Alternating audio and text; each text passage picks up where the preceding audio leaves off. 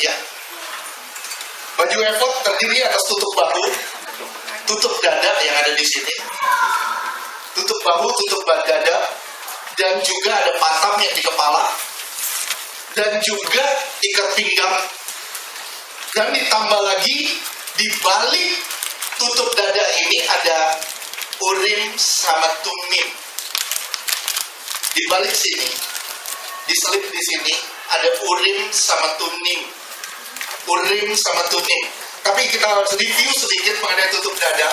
Tutup bahu, kita review sedikit mengenai tutup bahu. Tutup bahu itu melambangkan pemerintahan Allah yang sangat bertolak belakang dengan pemerintahan dunia. Sekali lagi, tutup bahu itu bicara mengenai pemerintahan Allah yang sangat bertolak belakang dengan pemerintahan dunia. Di mana kalau pemerintahan dunia, semakin tinggi jabatan kita, semakin besar power kita. Tapi di dalam pemerintahan Allah, semakin tinggi kita di hadapan Allah, semakin rendah kita di hadapan manusia. Semakin kita menjadi hamba, semakin kita melayani, semakin kita tertunduk, semakin kita cuci kaki orang. Itu pemerintahan Allah. Berbanding terbalik dengan pemerintahan dunia. Pemerintahan Allah itu berbanding terbalik dengan pemerintahan dunia. Yang kedua, tutup bahu juga berbicara mengenai kepedulian Allah. Kepedulian Allah untuk memikul beban dan masalah kita. Dia telah nyata menjadi pendoa bagi kita semua. Dia telah nyata menjadi pendoa bagi kita semua. Kemudian diikat dengan benang emas yang artinya kasih. Yang artinya kasih.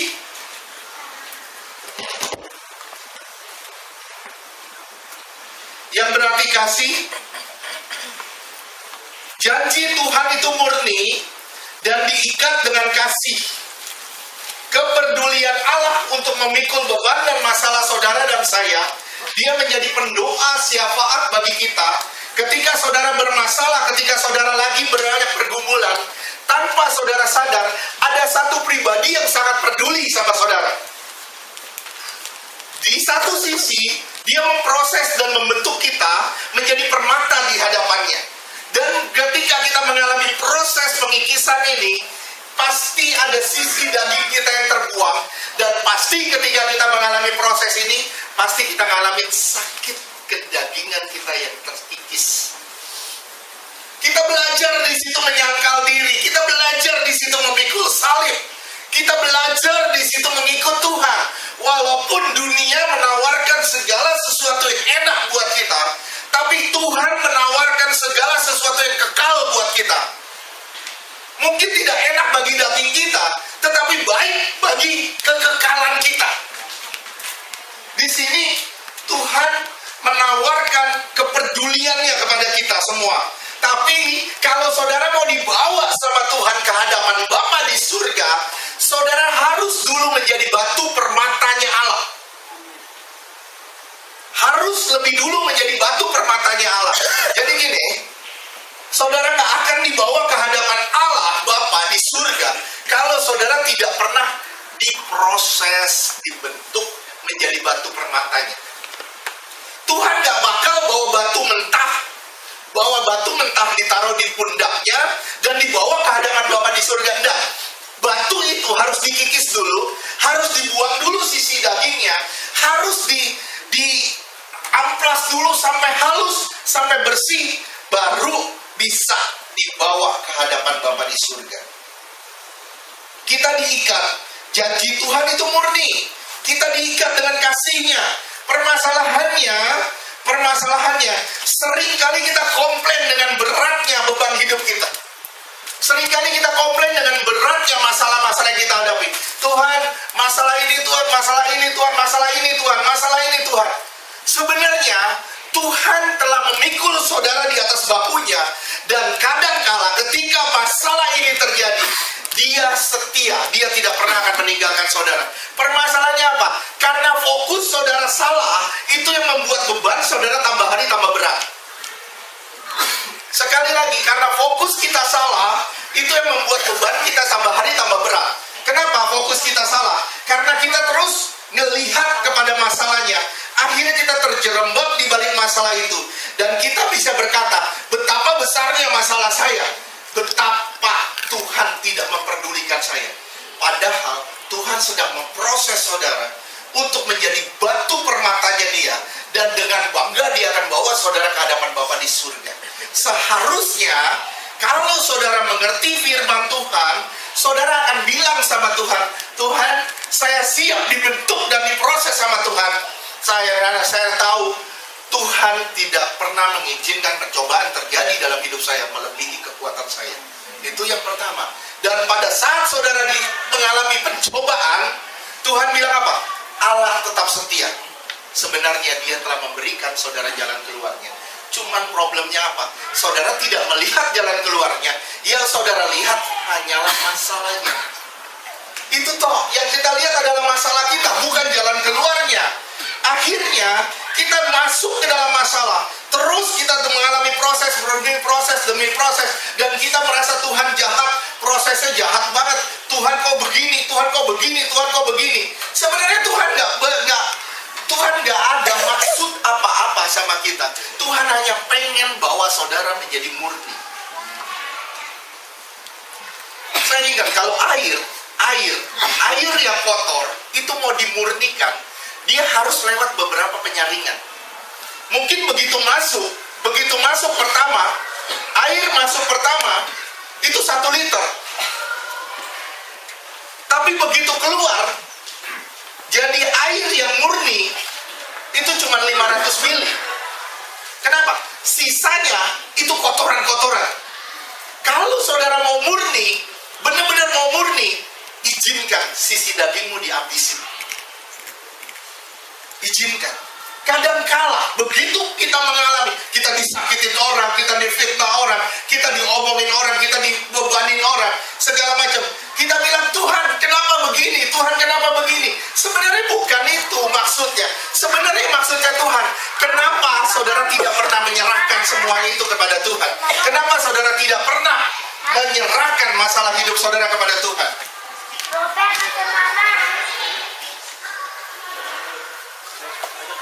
Oke. Matius 11 ayat 28 sampai dengan 30.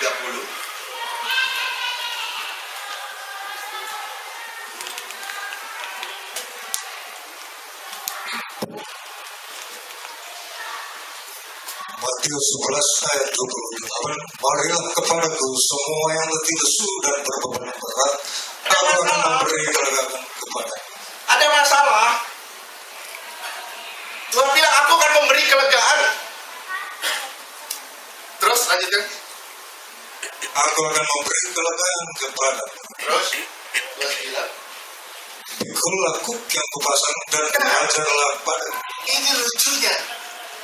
Lagi ada masalah dikasih kuk. Kenapa? Tuhan juga kasih tahu sama saudara. Masalah itu sebenarnya membentuk atau memproses kita menjadi orang yang lebih percaya kepada Tuhan. Tapi permasalahannya apa sekarang? Kita selalu melihat pada masalahnya. Kita nggak melihat hasilnya, outputnya nanti ke depan. Kita cuma lihat masalahnya berat banget. Kok begini? Kok dia nyakitin saya terus? Kok dia beginiin saya terus? Kok dia begini terus sama saya? Tapi kita nggak pernah lihat dampaknya apa lewat disakiti itu. Lewat di proses itu dampaknya apa? Saudara jadi belajar mengampuni. Saudara belajar mengasihi. Saudara belajar menerima orang lain apa adanya. Ini luar biasa. Tuhan bilang apa? Pikulah kuk yang kupasang. Kenapa? Dengan adanya kuk di dalam pundak saudara, saudara sedang diproses, dibentuk, diarahkan sama Tuhan sesuai kehendak Tuhan. Sampai tujuannya apa, Pak? Kalau saudara nanya, tujuannya kemana? Sampai saudara jadi batu permatanya Tuhan. Amin. Amin. Terus lanjutkan. Karena aku lemah dan rendah hati, dan jiwamu akan mendapat kemenangan. Kamu akan tenang deh. Kamu akan rest.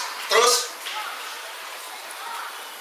Sebab kuk yang kupasang itu enak dan bebanku pun ringan. Kuk yang kupasang itu enak dan bebanku pun ringan. Artinya, di setiap kita ada kuk. Kuknya apa? Setiap kita pasti punya masalah. Amin. Tapi lihat dengan cara pandang Tuhan lewat masalah itu. Pak, suami saya begini, Pak. Pak, istri saya begini, Pak, anak saya begini, Pak, si ini begini, si ini begini, si ini begini. Gak usah lihat siapa begini, siapa begitu. Yang saudara lihat apa? Ada apa di balik masalah ini? Saudara sedang dibentuk sama Tuhan menjadi pribadi yang unggul di hadapan Dia. Kalau saudara mau menjadi ayam boiler, saudara harus diproses, dibentuk dulu, disuntik dulu. Baru saudara bisa gede. Kalau saudara tidak diproses, tidak bentuk, tidak suntik atau apapun, saudara tetap jadi ayam kicet, kecil. Saudara nggak ada artinya. Tapi kalau saudara mau ikut binaraga, misalnya saudara mau ikut binaraga, gimana saudara mau ikut binaraga? Kalau saudara nggak pernah latihan berat, latihan barbel, latihan ini, latihan itu, betul nggak? Kalau saudara latih terus, lama-lama saudara terbiasa. Saya selalu ngomong gini, semakin keras engkau, semakin keras proses pembentukan. Saudara lihat ya, ada satu orang yang terus-menerus sampai hari ini masih nyakitin hati saudara.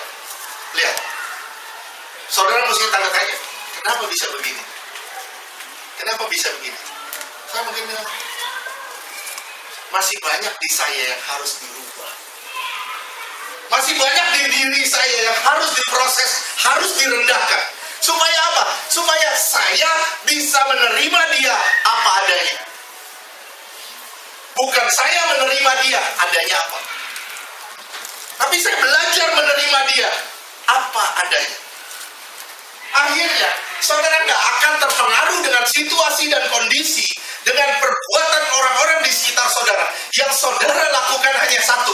Apa yang bisa menyenangkan hati Tuhan lewat perbuatan saya hari ini. Oke? Tuhan begitu peduli sama saudara. Dia membawa saudara di atas bahunya. Saudara dipikulnya untuk dibawa ke hadapan Bapa di surga. Sekarang kita lihat tutup dada. Ini bicara mengenai siapa saudara dan siapa saya. Siapa saudara dan siapa saya. Saudara adalah milik dan saya adalah milik kepunyaan Tuhan dan kesayangan Tuhan. Kita adalah milik kepunyaan Tuhan dan kesayangan Tuhan. Oleh sebab itu kita ditaruh tepat di dadanya dan tidak boleh bergeser sedikit pun. Keluaran 28 ayat 28 dan 29.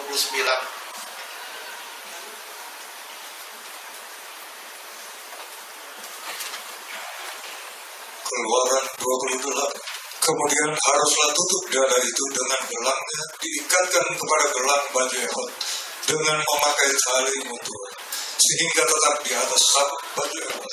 Dan tutup dada itu tidak dapat bergeser dari baju efod. Tidak boleh bergeser dari baju efod. Jadi sedikit pun nggak boleh bergeser. Saudara sedikit pun nggak boleh bergeser dari dadanya Tuhan. Artinya, saudara adalah kepunyaan Tuhan, saudara adalah kesayangan Tuhan. Kenapa? Karena saudara setelah mengalami proses dan pembentukan sampai saudara menjadi kebanggaannya Tuhan. Ingat gak Paulus pernah ngomong apa? Ada orang yang diproses untuk maksud yang mulia. Tapi kalau saudara tidak mengalami proses, saudara memberontak terhadap proses, Tuhan, Paulus bilang apa? Ada orang yang dipakai untuk maksud yang tidak mulia. Ngerti ya? Ini istilahnya gini, ada emas beneran, ada emas bohongan. Emas beneran, ini ada nilainya. Emas bohongan, ini gak ada nilainya. Dua-dua ngalamin proses gak? Dua-dua ngalamin proses. Tapi perbedaannya apa?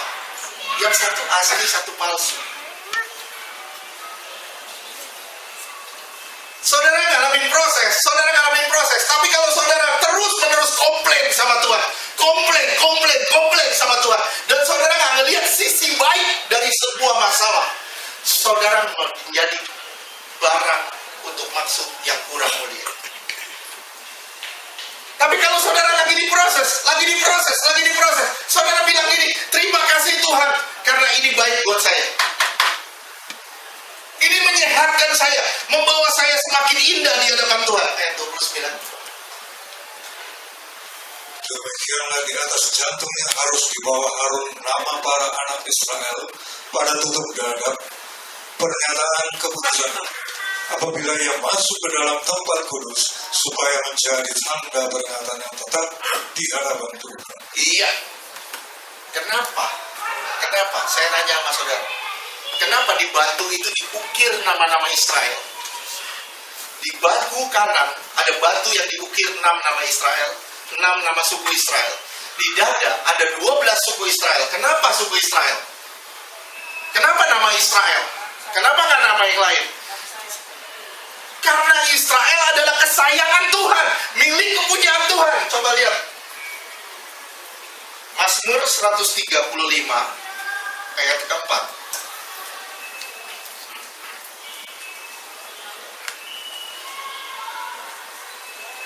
Mazmur 135 ayat 4.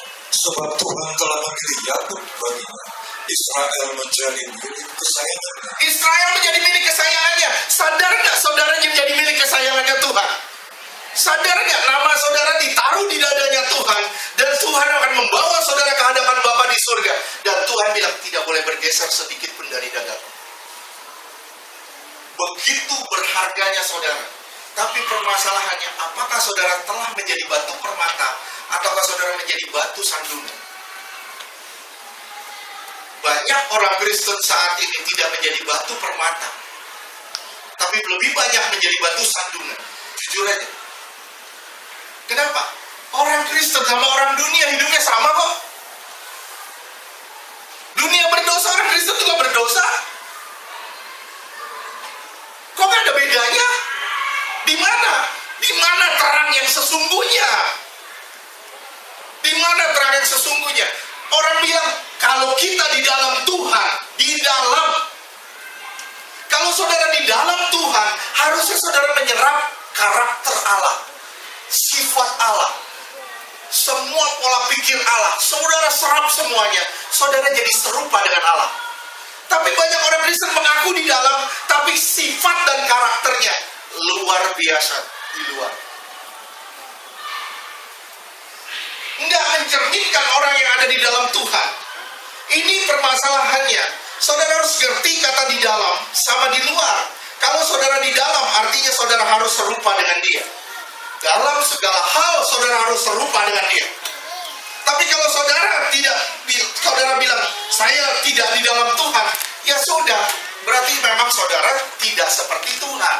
Tapi kalau saudara di dalam Tuhan, akhirnya saudara harus diperbarui hari demi hari. Diproses terus-menerus, diproses sampai saudara menjadi serupa dengan dia. Proses ini adalah proses pembentukan manusia kita yang sesungguhnya, sampai kita layak mewarisi kerajaan yang tidak tergoyahkan. Kalau saya seorang raja,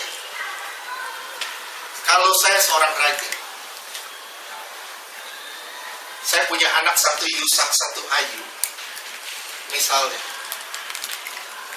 Ayu, sifat dan karakternya sama kayak saya. Dia sekutu saya.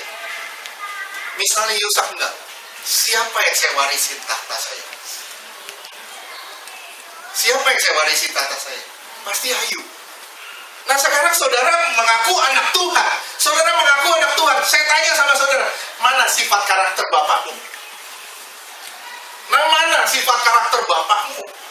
Bapakmu yang sabar, bapakmu yang lemah lembut, bapakmu.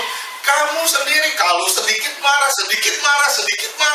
marah. Mana karakter bapakmu?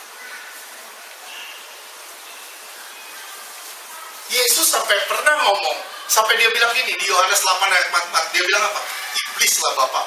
Kenapa? Kamu mirip sama iblis. Sifat dan karakternya sudah serupa. Nah Tuhan mau sifat dan karakter kita serupa dengan dia. Nah permasalahannya, kita mengaku di dalam tapi tidak ada keserupaan. Ini bahaya. Oleh sebab itu saudara harus melalui proses demi proses sampai saudara menjadi batu permatanya Allah dan saudara layak dibawa ke hadapan Bapa di surga. Saudara lihat Keluaran 28 ayat 16.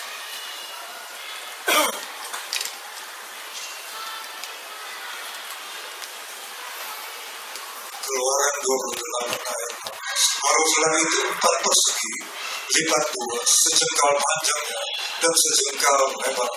Sejengkal panjang, sejengkal lebar, artinya kita sepenuhnya di dalam tangan perawatan Allah. Sejengkal. Kalau sejengkal itu terbuka, artinya kita sepenuhnya di dalam tangan perawatan Allah. Sempurna. Sempurna. Artinya, saudara dirawat dengan sempurna oleh Allah. Kenapa? Karena saudara milik kepunyaannya, kesayangannya. Saudara bilang sama diri saudara sendiri, saya kesayangan Allah. Saya milik kepunyaan Allah. Oleh sebab itu saya dirawat dan diproses sama Allah.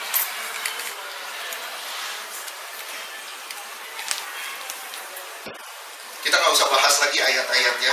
Saudara diikat dengan benang emas, yang artinya diikat dengan kasih Allah. Sekarang kita bicara mengenai Roh Kudus.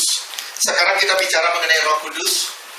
Keluaran 28 ayat 23 dan 24. Di firman Tuhan ini, di pakaian imam ini, Roh Kudus dilambangkan dengan yang pertama itu dengan gelang-gelang emas. Gelang-gelang emas. Ya. Juga haruslah kau buat untuk tutup dada itu 2 gelang emas. 2 gelang emas. Dan kedua gelang itu harus kau pasang pada kedua ujung tutup dada. Iya, 24. Haruslah kedua untai emas yang berjalin itu kau pasang pada kedua gelang itu, pada ujung tutup dada. Iya, ini luar biasa loh. Saudara diikat dengan benang emas. Emas yang berjalin artinya emas yang dipintal. Ya, dikepang. Emas yang dikepang. Kemudian diikat dengan benang-benang emas. Artinya apa? Saudara diikat dengan kasih Allah. Dan Roh Kudus itu sebagai alat pengikatnya. Roh Kudus adalah alat pengikat antara saudara dengan Allah. Sekali lagi, Roh Kudus adalah alat pengikat antara saudara dengan Allah. Roh Kudus yang menyambungnya. Dan diikatnya dengan kasih Allah. Diikatnya dengan kasih Allah. Saudara lihat ya, sini. Ini gelang. Ini Roh Kudus. Yang artinya dia adalah penopang. Dia adalah penghubung. Dan dia adalah pengikat. Dan yang mengikat itu namanya kasih Allah. Sampai sini ngerti? Ngerti? Roh Kudus dilambangkan dengan gelang-gelang ini. Yang artinya dia adalah pengikat, penopang, dan diikat dengan benang emas yang dipintal atau dikepang, yang artinya kasih Allah yang sempurna. Dan saudara diikat antara tutup dada, diikat ke tutup bahu di sini. Di sini ada diikat dengan tutup bahu. Artinya apa? Antara beban dan kerinduan Allah. Saudara diikat antara beban dan kerinduan Allah untuk menjadikan saudara umat yang sempurna di hadapan Allah. Sekali lagi, ada beban, ada kerinduan Allah. Saudara diikat menjadi satu, dan saudara dibawa untuk menjadi umat yang sempurna di hadapan Allah. Tujuannya itu, saudara dibawa menjadi umat yang sempurna, yang layak, yang tidak bercacat, tidak bercela di hadapan Allah.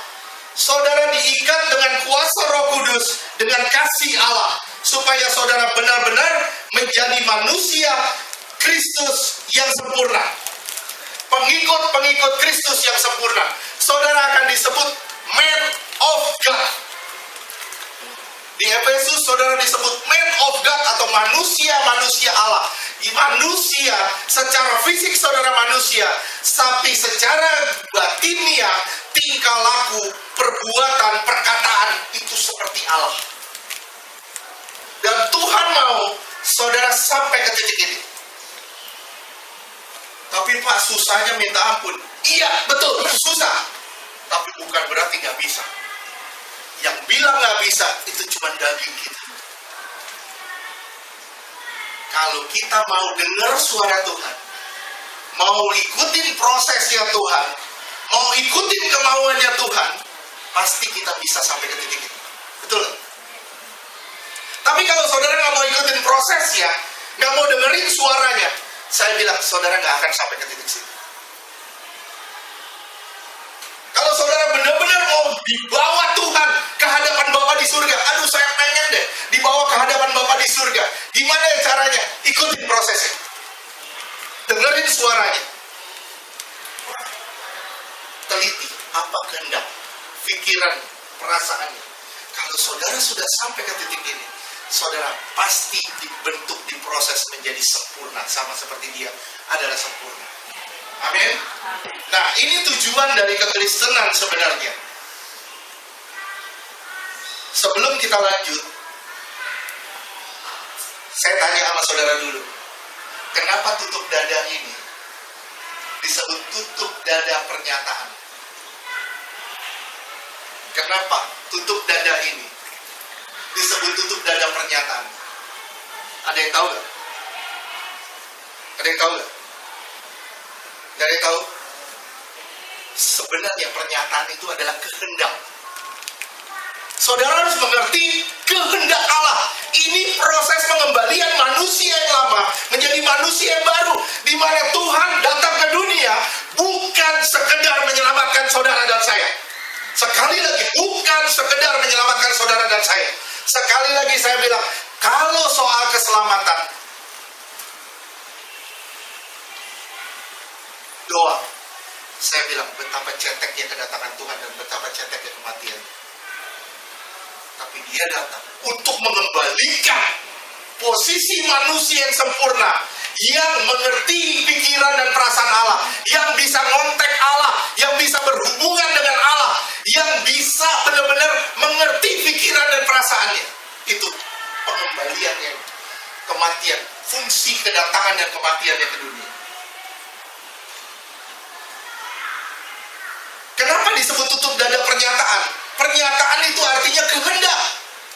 Nah, saudara lihat ya, 1 Samuel 30 ayat 1 sampai 8. Saudara perhatiin ya, kenapa disebut tutup dada pernyataan? Saudara perhatiin. 1 Samuel 30 ayat 1 sampai 8 dulu. Saudara lihat ceritanya, ya. 1 Samuel 30 ayat 1. Ketika Daud serta orang-orangnya sampai ke Siklag pada hari yang ketiga, orang Amalek telah menyerbu tanah Negeb dan Siklag. Siklag telah dikalahkan oleh mereka dan dibakar habis. Terus perempuan-perempuan dan semua orang yang ada di sana, tua dan muda, telah ditawan mereka dengan tidak membunuh seorang pun.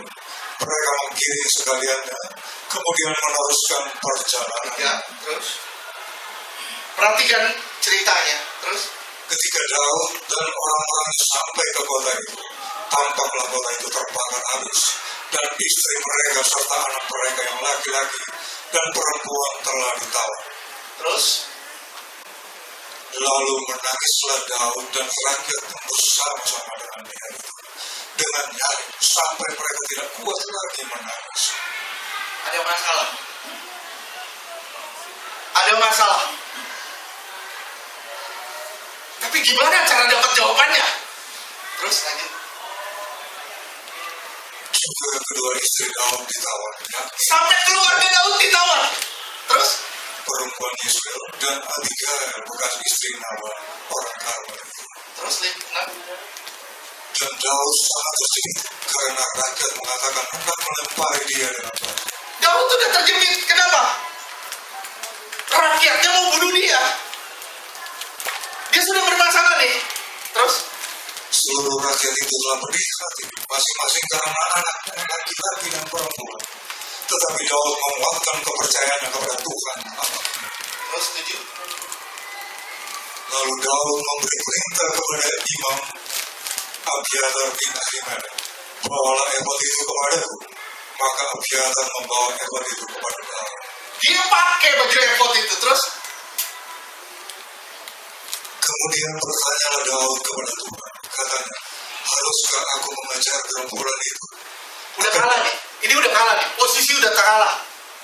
Banyak kita sering kali udah terjepit posisinya, udah gak ada jalan keluar. Kita diperhadapkan pada satu jalan, cuma nyerah. Tuhan, udah gak ada lagi pertolongan Tuhan, kiri kanan udah ketutup, semua jalan sudah tertutup, cuma nyerah. Tapi apa yang dia bikin? Dia bilang, ambil baju efod. Kenapa? Karena di hatinya tahu dia tidak boleh menyerah. Kalau dia mau menyerah, dia menyerah sama Tuhan, bukan sama masalah. Kalau saudara mau menyerah, bukan sama masalah saudara, tapi sama Tuhan. Amin.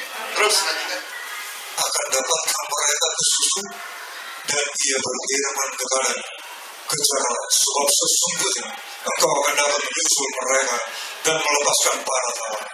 Nah, yang ngomong siapa? Kejarlah siapa? Siapa? Tuhan. Lewat apa? Tutup dada pernyataan baju efod. Kenapa ini? Kok ini Pak, isinya kan cuma batu, 12 batu, artinya keberhargaan kita, kesayangan Allah, betul. Tapi yang saudara tidak perhatikan, di balik tutup dada ini, ada 2 batu untuk menyatakan pernyataan ini. 2 batu yang tersembunyi, namanya Urim sama Tumim. Terus ayat 18.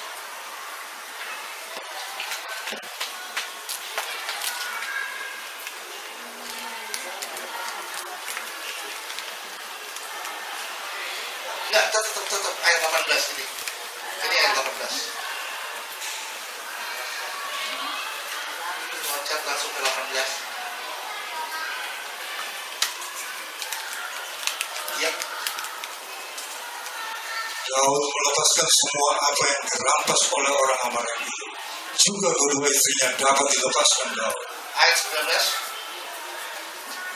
Jika ada yang hilang pada mereka, dari hal yang kecil sampai hal yang besar, sampai anak laki-laki dan anak perempuan, dan dari jarahan sampai segala sesuatu yang telah dirampas mereka, semuanya itu dibawa Daud kembali. Semuanya dipulihkan. Kenapa bisa dipulihkan? Kenapa bisa terjadi pemulihan? Jawabannya satu. Daud mencari Allah, dan dia berusaha mengenal kehendak Allah. Permasalahannya orang Kristen gimana sekarang? Orang Kristen gimana? Saudara cuma taunya kan kebenaran itu apa? Kebenaran itu apa? Saudara taunya cuma firman itu kebenaran. Iya, firman itu kebenaran. Tapi sadar nggak saudara? Tuhan punya satu kerinduan. Lewat kebenaran ini, saudara mengalami proses sampai saudara mengerti pikiran dan perasaannya Allah. Itu tujuannya. Lewat kebenaran demi kebenaran, saudara diproses semakin hari semakin intim dengan Tuhan, sampai saudara tahu siapa Tuhan saudara yang saudara sembah.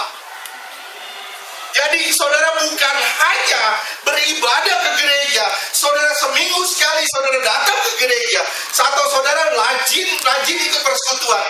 Tapi permasalahannya apa? Yang Tuhan rindukan adalah saudara mencari kehendak Allah, belajar mengerti pola pikir Allah, isi hati Allah. Itu yang Tuhan mau dari kita. Dan tujuan Tuhan datang ke dunia apa? Kembalinya pemerintahan Allah atas saudara dan saya. Kembalinya pemerintahan Allah atas saudara dan saya. Kalau pemerintahan Allah tidak kembali atas saudara dan saya kasih tahu, mungkin saudara selamat, tapi tidak akan memerintah bersama dengan dia. Bisa ngerti gak sih? Sekali lagi saya tekanin. Kalau saudara tidak kembali kepada otoritas Allah, saudara tidak belajar mengerti pikiran dan perasaan Allah atau kehendak Allah, mungkin saya kasih tanda kutip, saudara masih bisa selamat. Tapi untuk memerintah, no, gak akan. Gimana caranya saya mau memerintah dengan Allah? Gimana caranya ketika Tuhan datang ke dunia? Saya terangkan, gimana caranya? Tidak ada cara lain selain intimlah dengan Allah. Kalau saudara semakin hari semakin intim dengan Allah, tambah hari saudara akan tambah tahu apa kehendak Allah atas hidup saudara. Saudara tidak pernah akan mengalami situasi terjepit. Kenapa? Begitu semua serba gak ada, semua serba ketutup, saudara datang ke Tuhan. Tuhan, mau apa Tuhan? Saya akan lakuin. Begitu saudara tahu, oh Tuhan maunya begini, oh Tuhan yang mau begini, ayo lakukan. Dan saudara lihat, ada sesuatu yang Tuhan sedang kerjakan dalam hidup saudara. Permasalahannya apa? Kita nggak pernah cari tahu. Kita cuma geluh dan komplain. Ketika masalah datang, kita cuma bisa ngeluh. Tuhan, capek sekali Tuhan. Tuhan kok begini terus Tuhan. Tuhan kok nggak berubah-berubah. Yang kita tahu cuma komplain. Kita nggak pernah datang ke Tuhan. Tuhan, ajar saya untuk mengerti pikiran dan perasaan. Walaupun masalah ini begitu menjepit saya. Tapi ajar saya Tuhan untuk mengenal siapa Engkau melalui masalah ini.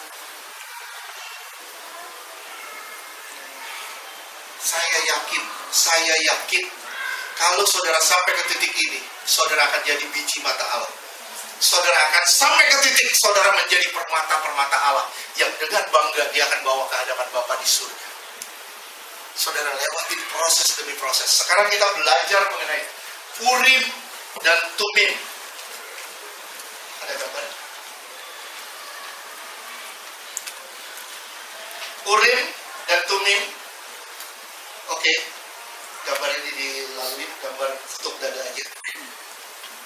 Nah, ini Urim, ini Tumim. Ini ditaruhnya di sini, di belakang sini. Tersembunyi. Sekarang kita belajar mengenai Urim dan Tumim. Keluaran 28 ayat 30. Keluaran 28 ayat 30.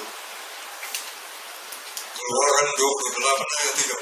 Dan di dalam tutup dada pernyataan keputusan ini, haruslah kau taruh Urim dan Tumim.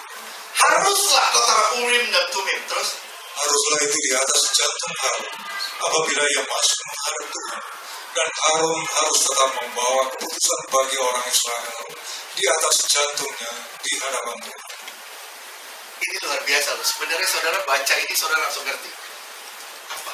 Ternyata kehendak Allah itu ada jantung hatinya Allah.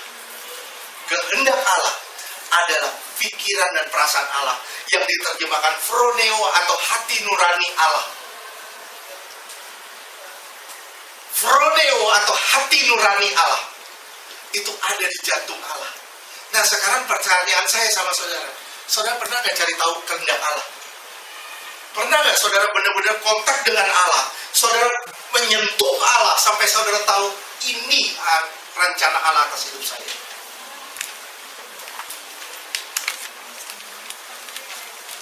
Saya kasih tahu ya sama saudara, kalau saudara nggak pernah ngotot untuk cari Allah, saudara nggak akan pernah tahu kehendak Allah.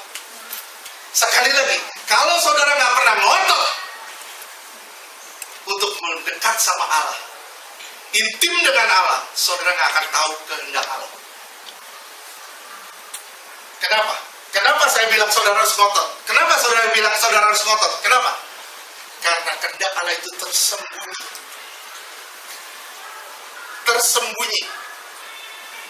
Ngerti ya? Ini ada tutup dada. Di balik tutup dada itu ada Urim sama Tumim. Tersembunyi. Ada di jantung hatinya Allah. Ada di jantung hatinya Harun. Atau ada di jantung hatinya Allah. Ini kehendak Allah. Yaitu isi hati Allah. Atau hati nurani Allah. Itu tersembunyi. Kalau saudara mau tahu, saudara harus intim, ngotot sama Allah. Nggak ada cara lain.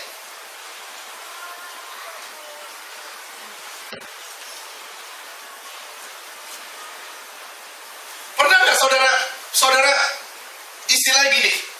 Pernah nggak saudara terus-menerus kontak Allah dimanapun saudara berada? Terus-menerus kontak Allah dimanapun saudara berada. Kalau saudara terus-menerus kontak Allah dimanapun saudara berada, saudara pasti akan dijauhi dari dosa. Betul?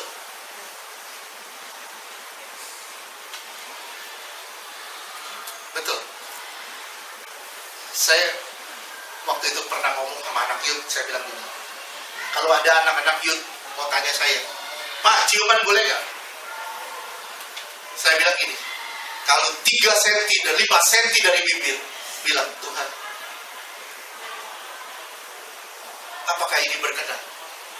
Terus langsung orang pasti bilang, wah, Pak, kalau begitu pasti enggak, Pak. Ya emang pasti enggak. Artinya apa? Begitu cobaan mau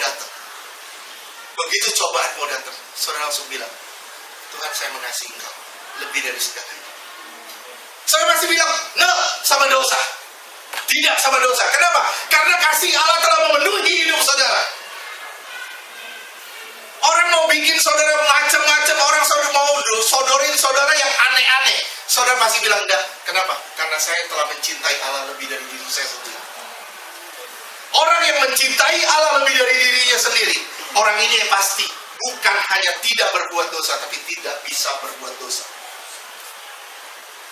Bukan hanya tidak berbuat dosa, tapi tidak bisa berbuat dosa. Ini yang diterangkan di Yohanes. Di Yohanes dibilang tidak bisa lagi untuk berbuat dosa. Kenapa? Karena dia lebih mengasihi Allah dibanding dirinya sendiri. Dan orang ini adalah orang yang siap mati buat Tuhan. Saya punya satu kerinduan. Satu kerinduan. Ini curhat saya sama Tuhan. Satu. Apa? Kita semua sepakat, sehati sepikir, satu maksud dan satu tujuan. Apa? Mati buat Tuhan. Siap? Siap? Saudara bilang di sini, oh, siap.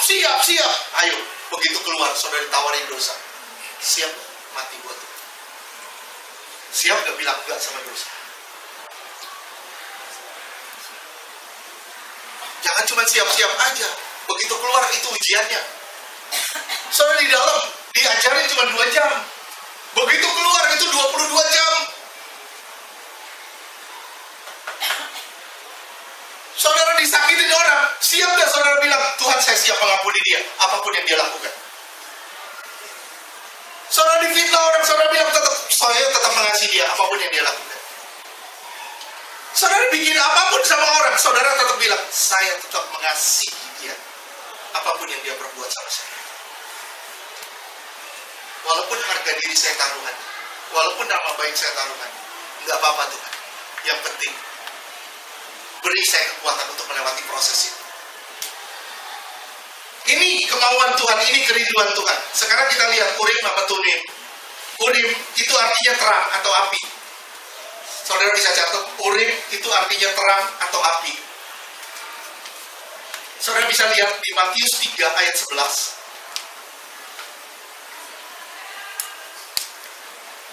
Matius 3 ayat 11.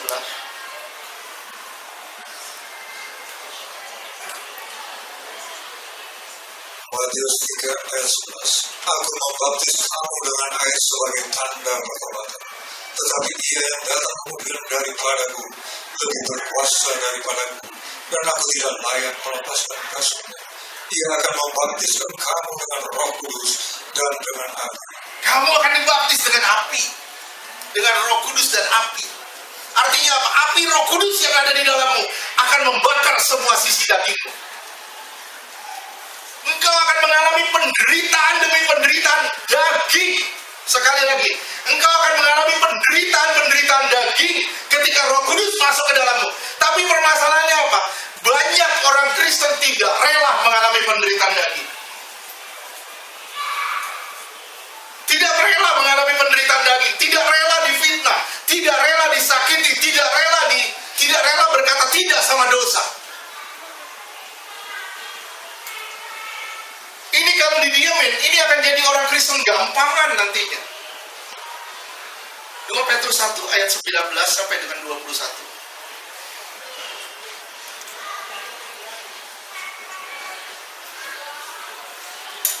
2 Petrus 1 ayat 19. Dengan demikian kami makin diteguhkan oleh firman yang telah disampaikan oleh para nabi.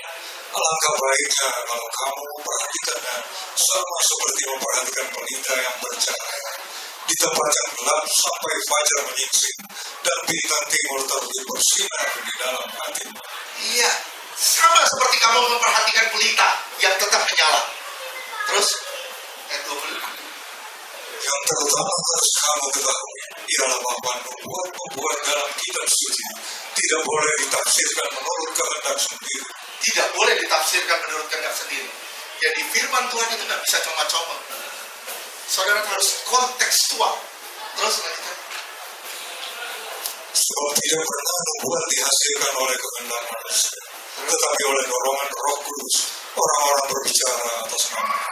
Iya, nubuat itu dihasilkan dari dorongan Roh Kudus atas kehendak Allah. Jadi Roh Kudus itu akan membuat saudara mengerti kehendak Allah. Jadi Urim ini artinya terang atau api, yang artinya ini adalah Roh Kudus yang adalah terang, yang akan menerangi saudara sampai saudara mengerti kehendak Allah.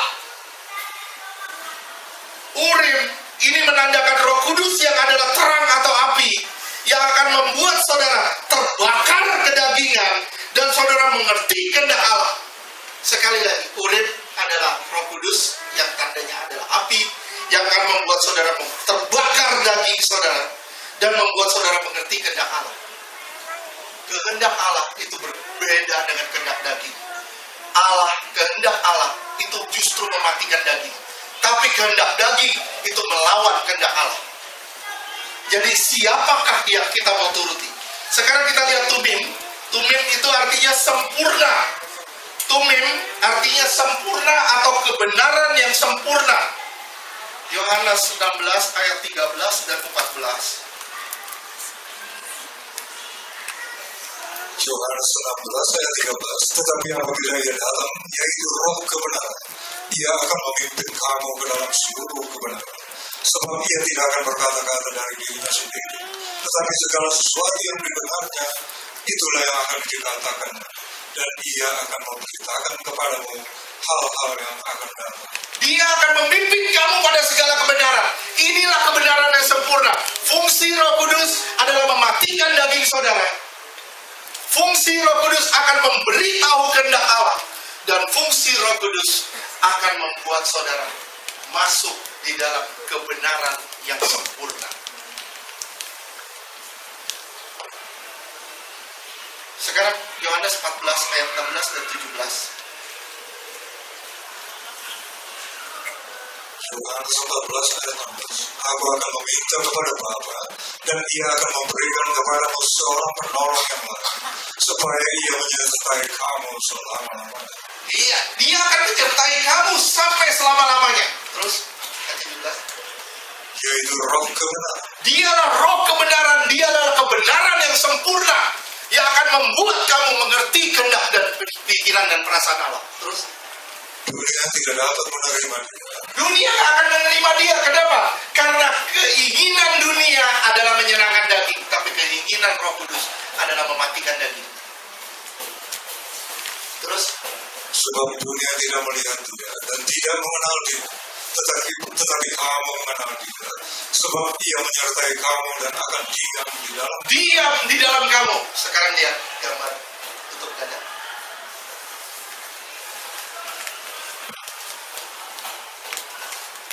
Nih, Urim Tumim, dia di balik sini, sembunyi di sini. Saya tanya sama saudara, batu ini siapa? Batu ini siapa? Batu ini adalah kita. Ini adalah saudara dan saya. Dan dia tersembunyi di dalam saudara. Roh Kudus tersembunyi di dalam saudara. Siapa yang bisa melihat Roh Kudus di dalam buku Kesia? Siapa yang bisa melihat Roh Kudus di dalam Yosef? Siapa yang bisa melihat Roh Kudus di dalam Intan? Gak ada yang bisa. Dia tersembunyi, tapi manifestasinya bisa dilihat dan bisa dirasakan. Betul gak? Saya gak bisa melihat Roh Kudus di dalam Yundi, tapi saya bisa merasakan manifestasi Roh Kudus di dalam Yundi. Gimana caranya?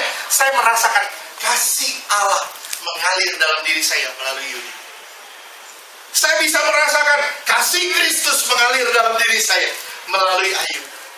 Saya bisa merasakan kasih dari orang-orang yang ada Roh Kudus dan mengalir ke dalam diri saudara dan saya.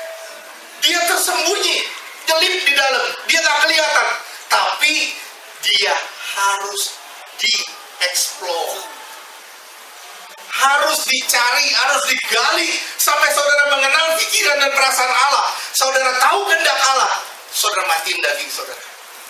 Begitu saudara matiin daging saudara, saudara berjalan dalam kebenaran yang sempurna. Beri kemuliaan buat Tuhan. Di sini saudara akan berjalan dalam satu kebenaran yang sempurna. Saudara tidak akan diselewengkan, oleh segala macam tawaran-tawaran dunia. Pertanyaannya, percaya nggak saudara? Di dalam diri Freddy ada sesuatu yang luar biasa sebenarnya. Tapi permasalahannya, cuman Freddy sama Tuhan yang tahu dia explore atau enggak. Betul nggak? Dia gali atau enggak? Dia tahu nggak kehendak Allah? Cuman dia sama Tuhan yang tahu. Di dalam diri saya ada sesuatu yang luar biasa. Tapi permasalahannya, saya gali nggak? Saya cari nggak kehendak itu? Saya izinkan nggak diri saya diubah? Saya izinkan nggak diri saya diproses? Kalau saya nggak izinkan, ini masalahnya. Urim sama Tumim itu tersembunyi di balik tutup dada, di balik 12 batu nama Israel. Urim sama Tumim tersembunyi di balik kekasih-kekasih Allah. Tujuannya untuk menyatakan kehendak Allah. Tujuannya satu, menyatakan kehendak Allah. Kalau saudara tahu kehendak Allah, saudara pasti mati daging. Pasti mati daging, pasti kalau saudara tahu kehendak Allah. Saudara tahu nih, Tuhan nggak mau nih, Tuhan nggak mau nih, saya bikin ini nih. Aduh, Tuhan nggak mau nih, saya begini nih. Tuhan nggak mau nih, saya godain cewek nih. Tuhan nggak mau nih, saya nyakitin orang nih. Tuhan nggak mau nih begini. Kalau saudara tahu Tuhan nggak mau, kenapa saudara buat?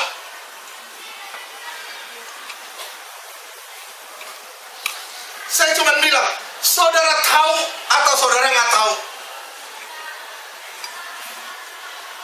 Permasalahannya apa? Saudara sebenarnya nggak tahu, nggak bisa ngerasain isi hati Allah. Saudara tahu nggak di ayat 30 tadi, Keluaran 28 ayat 30 itu ada di mana? Urim sama Tumim.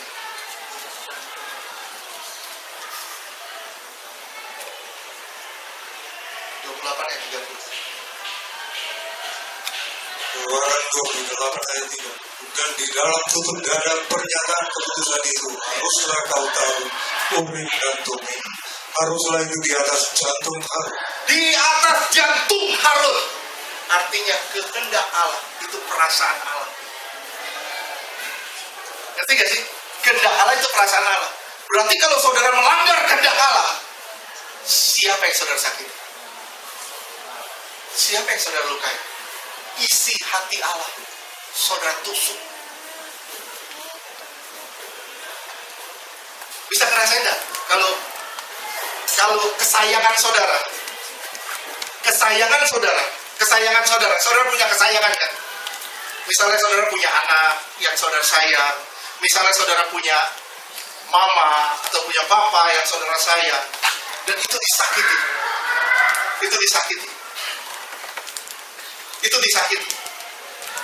Sekarang saya tanya, sakit gak saudara? Sakit gak? Dan itu ada di jantung hatinya Allah. Bayangin kalau itu ada di jantung hatinya Allah. Berarti kalau kehendak Allah itu berarti juga perasaan Allah.